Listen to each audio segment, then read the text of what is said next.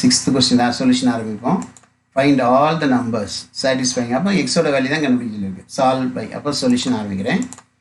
Solution given that 4 power x minus 3 into 2 power x plus 2 plus 2 power 5 equal to 0 implies இந்த 4 power x இருக்குல்ல அதை 2 square whole power xன்னு சொல்லுவோம். ஏன்னா இந்த 2 square இங்கே வருது, அதனால அந்த டேம் வர்றதுக்காக 2 power x எனக்கு common எடுக்கணுதுக்காக 2 square whole power x minus 3 into இது 2 power x into 2 power 2ன்னு சொல்லிடலாம், ப்ளஸ் இது 32 சொல்லி ஈக்குவல் டு 0 போட்டுருக்கேன்.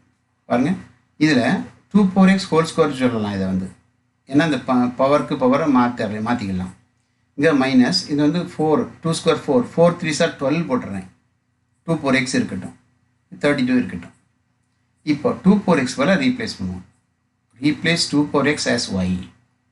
அப்போது இது வந்து y ஸ்கொயர் ஆயிருமா பாருங்கள், இது மைனஸ் 12y ஆயிருமா பாருங்கள், இங்கே 32 வருதா பாருங்கள். இதை பார்த்தா இப்போ ஒரு குவாட்ரேட்டிக் ஈக்குவேஷன். இதை சால்வ் பண்ணால் உங்களுக்கு நல்லா தெரியும். மல்டிப்ளை பண்ணால் 32, ஆட் பண்ணால் மைனஸ் 12. எதெல்லாம் மல்டிப்ளை பண்ணால் 12 வரும்? இப்போ 4 8s ஆர் போட்டு பாருங்கள், சைன் கொடுங்க. கிரேட்டர் நம்பருக்கு மிடில் சைன் மைனஸ். அப்போ இதுங்க ப்ளஸ், இது மைனஸ் தான். மல்டிப்ளை பண்ணால் ப்ளஸ் 32 வந்துடுது, 2 ஆட் பண்ணால் மைனஸ் 12 வந்துடுது. அப்போ பை ஒய். அப்போ இங்கே என்ன கிடைக்குன்னா y மைனஸ் 4,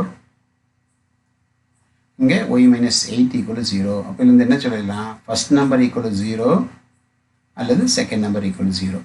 இப்போ ஃபஸ்ட்டில் y இருக்க இடத்துல நீங்கள் y ஈக்குவல் டு 4 கிடச்சிருமா, ஐ இங்கே y ஈக்குவல் டு 8 கிடச்சிருமா. இப்போ y இருக்க இடத்துல திரும்ப ரீப்ளேஸ் பண்ணிடுங்க, 2 power x ரீப்ளேஸ் பண்ணிடுங்க. அப்போ 2 power x ரீப்ளேஸ் பண்ணிட்டீங்கன்னா 2 power x ஈக்குவல் டு 4 வந்துடும், இங்கே 2 power x ஈக்குவல் டு 8 வந்துடும்.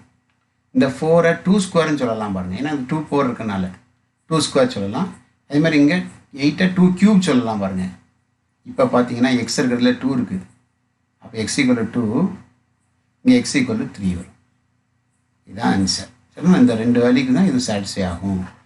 சரி, இன்றைக்கி நம்ம இதெல்லாம் பார்த்துருக்கோம். டைம் கிட்டத்தட்ட நெருங்கிட்டு, அதனால் இப்போ நம்ம என்னெல்லாம் பார்த்தோங்கிறத மட்டும் பாருங்கள். 1 3 4 6 வரைக்கும் பார்த்துருக்கோம். இந்த இடையில உள்ள சம்மெல்லாம் வேற ஒரு மெத்தட், அதாவது ரெசிப்ரோக்கல் ஈக்குவேஷனுங்கிற கான்செப்ட். அப்போ இதுக்கு ஒரு ஹோம்ஒர்க் கொடுத்தா நல்லாயிருக்கும். பாருங்கள், ஹோம்ஒர்க் பார்த்தீங்கன்னா 325 எக்ஸாம்பிள் 329 ஒரு ஹோம்ஒர்க்கு. எக்ஸாம்பிள் 329 ஹோம்ஒர்க்கு 11th நீங்கள் ட்ரிக்னாமெட்ரிக் ஈக்குவேஷன் சால்வ் பண்ணுற அதை மெத்தடை கவனிக்கணும். அடுத்தது 327 ஒரு ஹோம்ஒர்க்கு. நல்லா குறிச்சிக்கங்க. 327 329 2 சம் தான். அப்புறம் 3 அங்கே ஒரு எக்ஸாம்பிள் ஒன்று கொடுத்தேன். அது போக 325 326 ரெண்டும் ட்ரை பண்ணி பாருங்கள்.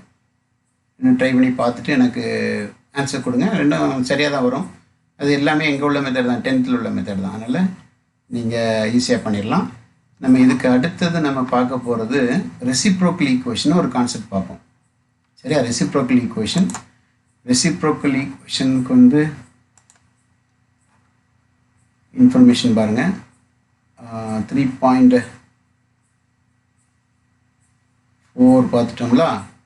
3.5ல் தான் ஒரு ரெசிப்ரோக்கல் ஈக்குவேஷன் கான்செப்ட் பார்த்துட்டு தான் நம்ம இன்னும் இதை கண்டினியூ பண்ணுவோம். அதனால் ரெசிப்ரோக்கல் ஈக்குவேஷன் பார்த்த பிறகு தான் டெஸ்கார்டஸ் ரூல், அதோட இந்த சாப்டர் முடியும். சரிதானா? சரி, ஓகே, தேங்க்யூ.